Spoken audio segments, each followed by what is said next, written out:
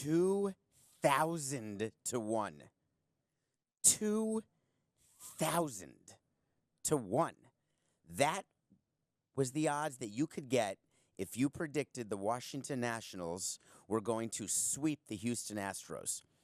When I saw that line, that is way too low. You've got Cole in Game 1, Verlander in Game 2. I would need 10,000 to 1 that they'd even get a game in Houston, which is, of course, why I've got a Monday to Friday job with all of you that I'm so thankful for. Because guess what happened? The Nationals are now up 2-0 on the road in Houston. They spent all season, the Astros did, trying to get home field advantage in the This Game No Longer Counts All-Star Game MLB World Series home field. Houston had it, best home record. This is a cakewalk second World Series in 3 years, favored in the series 2.5 to 1. Wouldn't you know it? You have to play the games. We talked about the simulations. My prediction's still possible. Astros in 6. What happened in that game, too? Well, the Astros came in, and after Cole gave up 5 runs, which was an absolute nightmare for the Astros, but we knew that was going to happen because he's human. He couldn't win every start the entire year. He couldn't give up no runs. The offense was a major problem. Verlander comes in, first inning issues, but he's going to turn him around. He's going to make sure that he's got his curveball working out of the bullpen because he knows the Nats are sitting on the fastball. Get ready, get set, walk. 4-pitch walk to Trey Turner. I'm watching that game as the president of the Houston Astros, and I have got my lips on a cup and a straw at the ready. Not the way you want to start it. Turner walks. Before you know it, first and second, second and third, Rendon off the wall. 2-0. Before people had taken their seats, you were still online in the restroom having had your first beer, missing the pregame show, and your team's down 2-0. No problem. Let's get him out of it and see what happens. We go bottom 1. Alex Bregman, cleanup hitter, MVP candidate, cold as ice, Mick Jones. That's what he is. That's a foreigner reference, folks. Hot-blooded. Google it. Bregman, 2-run Johnson off Strasburg, tied at 2. Everything's right in the world. Everything is spinning correctly until, of course, the 7th inning. Verlander, pitch count up. They've got to go to the bullpen. In comes Ryan Presley, and the Nats offense got it going. They got a home run from Kurt Suzuki. No relation to Ichiro, but he showed Ichiro's power, hit a home run to take a 3-2 lead. It was as though the air came out of the Astrodome. Yes, I know it's Minute Maid Park, but I love calling it the Astrodome. The air came out. There's nothing better. I loved winning on the road more than I loved winning at home because when you win on the road, you're surrounded by silence. In Chicago, we were surrounded by sobbing. In New York, we were surrounded by silent disbelief. It's such a great feeling. The Nationals got that because the Houston crowd could not believe it. And then the wheels came off the wagon. There was no wagon. You couldn't even see the wheels. Final score, Nationals 2, Astros 0. Yeah, that wasn't the score of the game. That's the score of the series. That means Game 3 takes on a completely important... What shall I say about Game 3? Well, you'll have to tune in because it's coming up, and we're going to talk about it because right now it's a travel day and an off day. And what the Astros are trying to accomplish, it's not easy. They want to be a dynasty. They're built to be a dynasty. Second World Series appearance in 3 years, trying to get their second ring in 3 years. They were built to last. They bring in Greinke because Cole is going to leave during free agency. Let a piece go, bring in another piece. When I think about dynasties in sports, one of the dynasties that I've lived through just recently, we all have, is the Golden State Warriors. How is it that dynasties are formed, and how is it that they are kept together? Well, what came out yesterday is we knew that Draymond Green and Kevin Durant, we knew they were good friends, but we always knew there was tension. Why? Because when you have a team of guys together and you're building toward victory, your first ever championship, you're comrades in arms, you're holding hands, you're unified in the direction you want to go. You have your eye on the same prize. It's not about the individual. It's not about the contract. It's not about who's getting paid. It's about the bling. Then you get the first bling. Then you get yourself together, and that's when coaching happens. Steve Kerr kept that team tight and explained to them, having come from another dynasty, the Chicago Bulls, winning one ring is nice. Many people don't have it, like Patrick Ewing, like Charles Barkley, like Andre Dawson. The list goes on and on. But you know what's better than one? So I've heard. 2 rings. The Warriors find a way to get to 2. All of a sudden, you're beginning to realize it's a dynasty, but then cracks begin to show. You have fissures in the clubhouse because the green monster, and I don't mean Fenway, that is what breaks up dynasties. The green monster of jealousy. You've got Morgan Freeman and Brad Pitt. You're going through greed. The reason why it's a sin is that it tends to break up anything good that's happening. Now, Michael Douglas will tell you greed is good. My view of greed, it's outstanding if everyone is being greedy about the same thing. The problem is in clubhouses, when rings have been won, you've got players starting to focus on their own free agency, their own money, their own deals. They're looking to see who's getting more attention, not just within your market, but also from the league, from national press, local press. You're literally counting commercials, endorsements. Wait a minute, you're endorsing green peas? I'm endorsing squash. Wait, you got $1 million? I only got 200K. These conversations happen in clubhouses. And when the greed starts, that's when the winning ends. And what happened in Golden State, it's not about the Klay Thompson injury. It's not about Kevin Durant going to the Nets in free agency. This is about what happens when friends work together toward a common goal, and then that common goal changes. As a front office, you've got to keep moving pieces in and out. What the Patriots have done to me is fascinating as a dynasty. What's the constant? Belichick, Brady, but players are in. Gronk, but players come in, players come out. But you keep a small core nucleus. It'll be interesting to watch as Golden State begins to defend its latest finals appearance, where they obviously lost to the Raptors. It'll be very interesting as we watch this season proceed, what happens in the clubhouse without Kevin Durant, and whether or not the front office can find a way to reinvigorate the Warriors in order to put them in a position to continue their dynasty. Because if they do not make the playoffs or do not make the finals, end of dynasty. If they lose in the finals, dynasty over. They've got to win another title in order to continue the dynasty. Second place doesn't matter. It's irrelevant. You don't play just to be the conference champion. You play for the championship. You play for the ring. When you talk about playing for the ring, this is the time of year in baseball when the commissioner of baseball, Rob Manfred, is absolutely obsessed, and should be, with the focus being on baseball. It's the World Series. We want everything to be roses.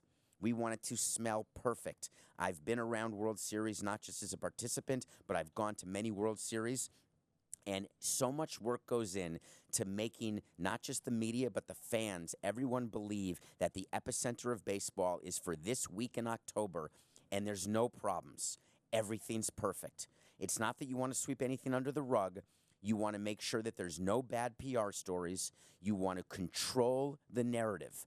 It's why there's only announcements on off days, as an example for managers, which we'll talk about later.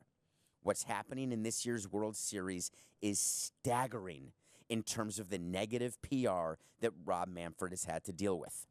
He had a scrum pregame in Houston, and listen to the subjects that he was speaking about. Number one, he talked about juiced balls. No bueno. That's not a conversation you want to be having. Number two, he talked about the fight that's going on between minor league baseball and Major League Baseball. That'll be a whole segment one day on this show, but that is not what you want the focus to be on. They talked about what happened in the Houston clubhouse. You've heard about it here. You're going to hear about it more with their assistant GM. There's an investigation going on. These are all coming at Commissioner Manfred. He has to address all of them. He's got veins popping out of his neck. You can see he is absolutely tense and angry because that's not where the focus should be. Oh, by the way, Commissioner, the ratings were down amongst the lowest ever in the World Series. Another thing you don't want to talk about. But then out of nowhere came the following. Umpires Why are we talking about umpires during the World Series? Because Rob Drake is an umpire who picked the absolute worst time to send the following tweet. I'm getting an AR-15 rifle because if you impeach, all caps, my president, this way, you will have another civil war, hashtag MAGA 2020. Just to be clear, I'm not talking about Rob Drake's right to send out a tweet. I'm not taking away his freedom of speech or his freedom of expression. What I am saying is he's got pretty bad timing. Such bad timing that his own union came out with a statement saying that he should not have done what he did. And if you're not guilty, Rob, how come you deleted the tweet? That's not a walk back, that's a delete. And then you go one more and you delete your account. That's a true triple walk back. Why do I have an issue with this? Let me count thy ways. The first one is, I don't want my umpires buying rifles and discussing civil wars during the World Series. I don't want them doing that or discussing it anytime because I don't want any part of any of that. I want peace on earth. But what I really want is an umpire who's focused on getting calls right. I want an umpire to tweet. How about tweeting about robot umps? How about tweeting about the fact that I want to make sure that all calls are done correctly and that we make the right calls? How about tweeting about the rights of players, umpires, and the relationship between them? But instead, he chooses this moment to talk about a civil war because of the impeachment inquiries. No one wants to talk about the impeachment inquiries during the World Series. People want to talk about the World Series because that's what baseball is for, entertainment, an escape. And the issue is when you mix escape and entertainment and you work in the problems that occur in real life, you're alienating your fans. When I'm being entertained, I don't want to think about all my problems. When I'm watching the World Series, I want to think about the emotion of my team. I want to have James Earl Jones's voice in my head. I don't want Rob Drake's fingers on my computer. This is an issue that clearly is not going to go away. MLB has already started an investigation, and this investigation will not end well for Mr. Drake. He is protected by a union, but the union is not supportive, Major League Baseball is not supportive, and this is a definite third-rail situation during the World Series, and I feel for Commissioner Manfred, who is a great ninth commissioner of baseball, having to deal with all of these issues instead of talking about the greatness of these teams and the stories of these players and the benefits of having a team like the Nationals in their first ever World Series, the possibility of a 5'5" guy being an MVP of a World Series and hitting home runs off Chapman to get into the World Series and then playing again, a sold-out facility in our nation's capital hosting their first ever game tomorrow night since 1933, but first ever for the franchise. And instead, we're talking about fights with minor league baseball. We're talking about juiced balls. We're talking about umpires. We're talking about assistant GMs. Assistant GMs should be seen and not heard, and barely seen and barely heard. And now there is a load of issues that MLB is dealing with, none of which should be. One of the things that I think about a lot as I am trying to navigate through PR and think about when I'm running the team, which I did for many years, just thinking about when do I want stories released, and when they get released, what do I do if I lose control of that story, and how does that story end? How do I sort of cut the head off the story? One of the great examples of that is happening right now with NBA and China. Those are two things which we know very well. We've covered them on this show. You've read articles about it. Yet the story continues to be told, and this is why. Tonight we've got the Milwaukee Bucks, a great story with Giannis, an MVP candidate, going in to play the Houston Rockets with James Harden and their new acquisition, Russell Westbrook. Great story. That's what we want to be talking about. Instead, what we know is that China has decided they're not showing this game on TV. That may sound like a small deal to you, and it's not getting a lot of attention. Why is that?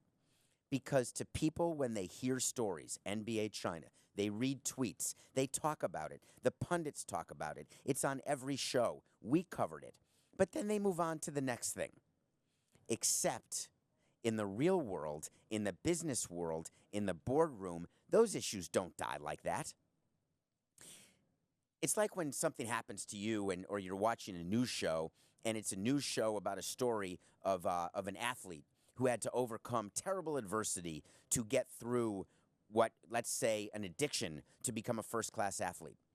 And then you watch the story, you say to your significant other, you say to your friend, you say to your friend at work, you say, wow, I really feel for that player. And I'm pretty focused on that right now. 2 minutes later, you're focused on something else. But that player who went through that addiction, he's fighting it every single day. That story doesn't die. That's what happens with PR stories. You want to kill it from a PR standpoint, but the reality of the ripple effect doesn't end.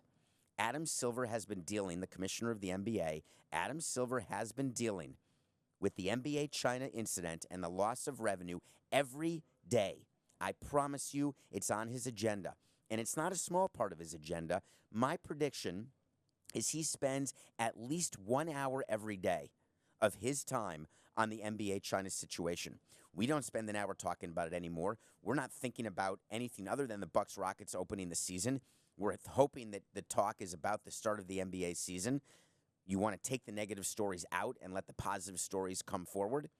But in real life, in the business world, you got to deal with that. How does he deal with that? He's got to make China believe that it still matters to him, that this story still matters.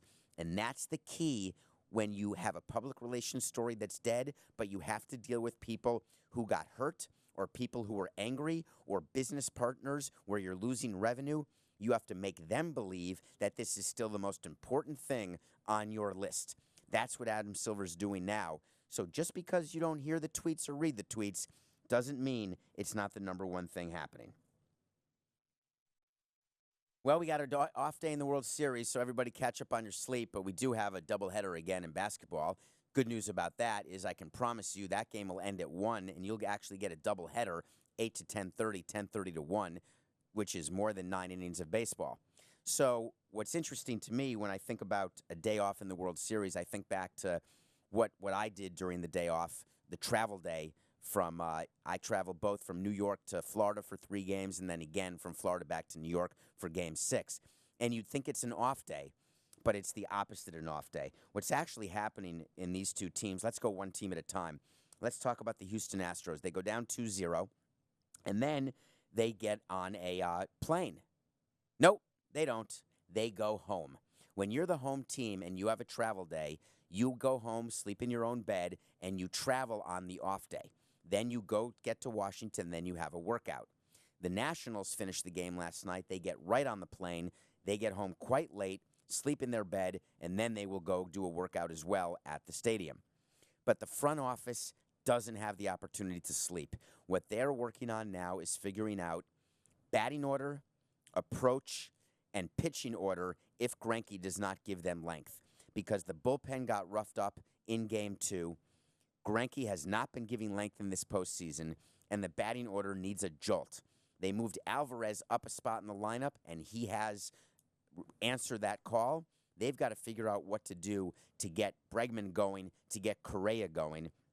So what they do is you get your analytic people, you get your scouts together, and you talk about the first 2 games, and you come up with a game plan and an approach.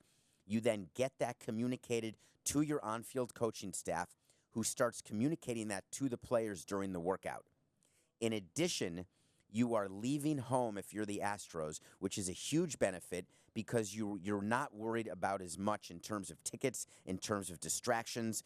If you're the traveling secretary, you are because you've got hotels, you've got to deal with player tickets, etc. But for the players in the front office, it's actually a break to go on the road. From the Nationals standpoint, they are at DEFCON 2. Because they have a 2-0 lead, which means they are preparing the following things. Number 1, a World Series party, which industry members go to, sponsors go to, politicians are going to be going to it, staff members. You're not going to get any players, but it's for the VIPs. So you're planning all sorts of things for off-site parties. Then you've got to plan for 3 straight home games. And it's not just a normal weekend series. This is a World Series where your in-game entertainment people have given up control to Major League Baseball. So Major League Baseball comes up with all the ideas for what happens in between innings and then counts on the home team's employees to actually execute them, which is very tough for the employees because they have to do what MLB wants when they're used to doing what they want. So you've got the pressure of coming home. The players have the benefit of their bed, but the pressure of more ticket requests, more appearances, more family, more problems. And as a front office, you are trying not to think about getting 4 wins at home, but the owners definitely want to get this clinched. They want to win 2 out of 3 at home. They're thinking about what will happen, what they're going to say in the locker room. They're going to say they're not, but I assure you they are. So this off day is anything but off.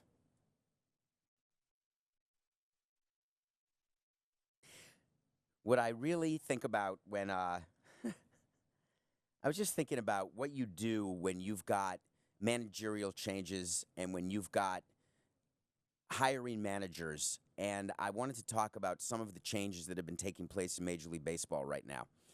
The first thing that happened today, because it's an off day, you have the right to introduce a manager, and you prepare for it, you get ready for it. The Angels knew all along that they were hiring Joe Maddon, but that doesn't mean they were necessarily prepared for today. Joe Maddon is going to meet the media, and he talks to the media in an introductory press conference. When we would introduce managers, we would always want as many players around as we could. We want to show unity. We want to show that everyone is behind our new manager. The Angels are trying to show that this is not business as usual. We loved Brad Ausmus, but we are bringing in Grandpa Joe, and he is going to be the one to take us to the promised land. The first thing that is surprising to me is that Mike Trout was not at the press conference. Now, what they're going to tell you is we only had players who were on rehab in L.A., players who live in L.A., and Mike Trout is at his home in Jersey. Artie Moreno, the owner of the Angels, it's called a private plane, and Mike Trout just signed a 12-year deal, and not having him at your press conference is not good. Joe Maddon will say, no problem. I don't want him to leave his off season. I don't want him to travel more. I've got his full support. And then he'll say, I spoke to him on the phone. NGE. It's not good enough. You've got to see Mike Trout at that press conference. Does Mike Trout not want to play in October? Why is it that he is taking advantage of an extra month off? His goal should be October. And he now has a manager who better help him get to October. And it starts off by being at that press conference. Staggering that he would not go. I'm calling you out, Mike, because get on the plane. Bring your family, bring your wife, bring whoever you want, bring your friends. Stop over, go to Vegas, do something, but be there to support Joe Maddon. Joe Maddon's got a lot of work to do. He's got to figure out what to do with Shohei Ohtani, all the excitement of a two-way player. Well, now he's a two-way player coming off Tommy John. He did not have a great season at the bat. They rushed him back to be the designated hitter, and they still did not sniff October. They need him to be a pitcher. I've been calling for it from day one. I'm not impressed with two-way players. I'm impressed with Cy Young Award winners, and I'm impressed with MVPs. Shohei, choose one and do it. Then he's got to worry about the Tyler Skaggs investigation. This is what Joe Maddon's walking into. This is not like walking in to peaches and cream and automatic rings that he's trying to fit for himself, where he's walking into the situation where he's going to get another World Series automatically.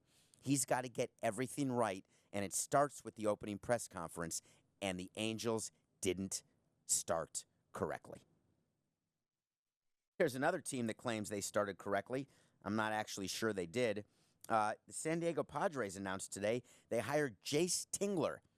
Raise your hand. Wait a minute, I won't see if you do. Yell into your phone. No, I won't hear you. Just tell me if you've heard of JAYCE Tingler. Anyone? Bueller? Tingler? Silence. You know who has heard of JAYCE Tingler? A.J. Preller. That's it. Only A.J. A.J. Preller is the general manager for the San Diego Padres. Hey, A.J., you got the right to make this hire, And you better have gotten it right, because if not, this will finally be your last act as GM. I figured his last act as GM had already happened. Their owner is Ron Fowler. Ron Fowler did something after this terrible last place season that took place after having signed Manny Machado. Ron Fowler said, if we don't have a better year next year, I'm going to fire myself. I don't even know what that means. Owners can't fire themselves. Why would you ever fire yourself? You fire everybody else. So instead, they fire Andy Green. The total impact of firing Andy Green is de minimis. Then Ron Fowler gives all of the authority to A.J. Preller to bring in his hand-picked guy. And he's going to get into bed with, ready? JAYCE Tingler, second youngest manager. He's 38 years old. He may be the next Casey Stengel. He may be the next Tony La Russa. He may be the next Joe Torre. Everybody on the count of three, start holding your breath. Because what the Padres still have is Eric Hosmer, who has an albatross contract, Will Myers, who has an albatross contract, and Manny Machado, who just signed a 10-year, $300 million deal. And guess what? They're 1 year in, 10% done, no playoffs. So the Padres need to find a way to fix themselves on the field, and A.J. Preller is supposed to be doing it. He thinks he's doing it by bringing in his guy who he knows from Texas. I'm not so sure it's going to work in that division. Now, will he get him to fourth place? Maybe. But guess what that's worth? Absolutely zero. Good luck, Jace. And you too, AJ. What's funny also is that Joe Girardi, he got hired. No, not the Mets. He's going to the Philadelphia Phillies. He was never going to the Mets. But let's talk about his fit in the Phillies, because it's a good fit. No, it's not actually a good fit. Why not? Let's talk about it.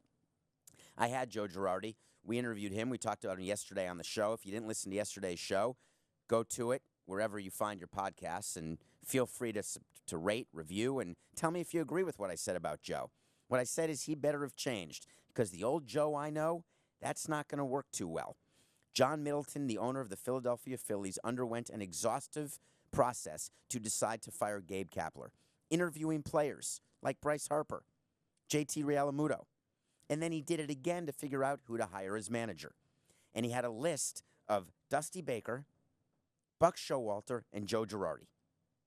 One thing I'll say for Joe, his players like him. The other thing I'll say for Joe is that he's really good from inning 1 to inning 9. So for about an average of 3 hours and 45 minutes per game, Joe's your guy. But in Philadelphia, there are 21, how's my math? Hold on, I'm checking the math. 20-plus hours of a day when you're not playing, where you better understand how to deal with the fans in Philly. It's not like New York, Joe. It's certainly not like Miami. Those fans in Philly, they booed Gabe Kapler his first home game. There's no honeymoon. You've got to get your team to perform. The problem is you don't have the pieces that you think you have. You have pitching issues, you have hitting issues, and you've got Bryce Harper, a player who's just in the beginning of a 13-year deal. But people will say Joe's changed. He managed to last with the Yankees for 10 years. But why did Joe leave the Yankees? Why was a managerial change in New York necessary to go to Aaron Boone? Was it a difference of payroll? Was it a difference of all of a sudden that now Aaron Boone helps them win 100 games 2 years in a row? First manager to ever do it? I don't think so. I think it's a difference in how Joe Girardi works with the front office. I'm not sure that he's changed enough. And in Philadelphia, if you think that John Middleton is not going to be involved with what you're doing, Joe, you're wrong. No matter what he said during the interview. If you think Matt Klentak and you are going to be bosom buddies like Peter Scolari and Tom Hanks, Google it. You're wrong, because that's not going to happen either. Matt Klentak is not going to hitch his horse to your saddle. He's bringing you in because he thinks that you're the best chance and the best person to save his own job. That's why we hire people below us, because we want to make ourselves look better. Except the mistake here is that Joe's interest is in making himself look better. And in a city like Philadelphia, what they want is to make the fans look better. They want the fans. Fans want fans. It's about fans. Fans want winning. That's all they want. So it better happen that that team improves, or the honeymoon with Mr. Girardi is going to end before it even starts. I'm not sure he makes the playoffs with that team. I'm not sure that he lasts through the term of his contract. It's a very interesting decision. But one thing I do know, he got paid. The other thing I know for sure is that he's not going to be the manager of the Mets. And people are going crazy today, and I love it.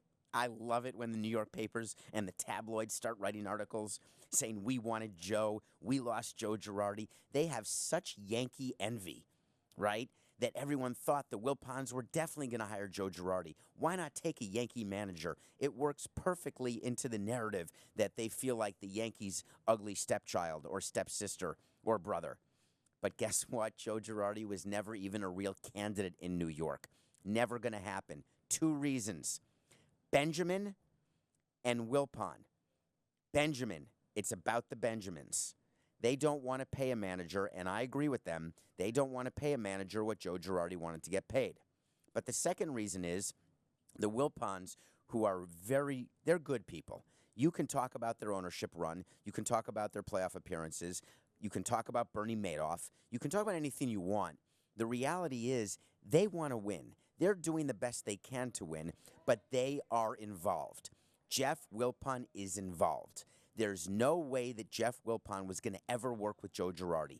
It wouldn't have lasted past the press conference. How do I know it? Because I was involved as a team president. Let's say I'm even tied with Jeff at level of involvement. Well, I'll tell you, for me, it was at the press conference with Joe that I knew I couldn't live with him. If Jeff Wilpon is more involved than I was, it would be before the press conference that he would discover that he couldn't live with him. Except he's now got 10 years of a track record. Girardi does. So Wilpon knew immediately what he was up for. Now, they did a long interview. He got called back for a second interview. I've got 2 words for you. Eyewash. It didn't mean a thing. So now you're left with candidates Eduardo Perez and Carlos Beltran. And they are being set up to fail because the fan base had expectations, because there's an absence and a void of communication with your fan base. And anytime there's an absence of communication, believe me, it will get filled. And it gets filled by people who don't have all the information. It gets filled by hatred and emotion, which is why as a team president, you want to make sure there are no voids in PR and communication. Even if you don't like my PR, even if you don't like me, I'm still controlling the narrative. The Mets are not. So the articles are coming out. They went the cheap way. They're now getting a puppet for Brodie Van Wagenen. 25 of the managers are puppets for the GMs and the owners. That's normal. Why pay a puppet $5 million when you can pay a puppet $1 million or $750,000? That's called good business. I don't blame the Mets for wanting to hire Eduardo Perez or Carlos Beltran. Beltran, to me, is the better fit. He's a good guy in the clubhouse. I had Eduardo Perez as a hitting coach. His father, Tony Perez, and I watched games together for 16 years, Tony Perez and I know Eduardo. I know his family. He is a great man, a gentleman. He calls games very well. His voice is soothing. Do I think that he's got the leadership qualities to go into New York and deal with the New York media and deal with the Brodie Van Wagenen? Do I think that Brodie Van Wagenen is going to make his first and, my opinion, last managerial decision by hiring Eduardo Perez? I do not. I think they go Carlos Beltran, who had a feud with Jeff Wilpon, but of course they said they're both forgiven and they love each other and they hugged and made up and fist bumped. And Carlos Beltran had the quote of the year, "I don't want to manage anybody but the Mets." His next sentence I thought was going to be, "Because I love and respect the organization. I think Fred Wilpon is a great owner. I think Brodie Van Wagenen is an up-and-coming perfect GM. We mesh perfectly. We've got the personnel to do it." Carlos Beltran could have said any of those things. I would have liked all of those things. Instead, Carlos Beltran said, "I only want to manage the Mets because I live in New York." Because I live in New York. It's not going to work. Can't have a manager only because it's his hometown, so he has a better commute. better for his family. No, you do this because you want to be all in the deep end. You think Aaron Boone is focused on the fact that he does or does not live in New York? He's working 24/7, no exaggeration, to make the Yankees a better team. It's going to be very interesting to me to see whether or not the New York Mets go with Beltran, and if they do, exactly what's going to happen. Reviewing a show today, just on a different subject, because it's a subject that fascinates me and is very interesting to me, called Iron Cowboy. Iron Cowboy is a documentary about a man. He is a man. I checked him. I mean, I didn't check him that way. I didn't ask him to cough, but I know he's a man. And he did 50 Ironmen in 50 days in 50 states. Let me say that one more time. 50 Ironmen in 50 days in 50 states. Do you know what an Ironman is? You swim 2.4 miles. Then you get on a bike and bike 112 miles. And then you run a marathon, which is 26.2 miles. That's an Ironman. Swimming 2.4 miles, when I did that, it took me an hour and 36 minutes. Biking 112 miles. When I did that, it took me 7 hours and 40 minutes. And then running a marathon. When I did that, it took me 5.5 hours. Yes, it took me 15 hours and 36 minutes and 44 seconds to do the Hawaii Ironman in 2006. And then it took me 6 months to recover. That's not an exaggeration. I was sick. I was in pain. I couldn't think about getting on a bike. My bike smelled.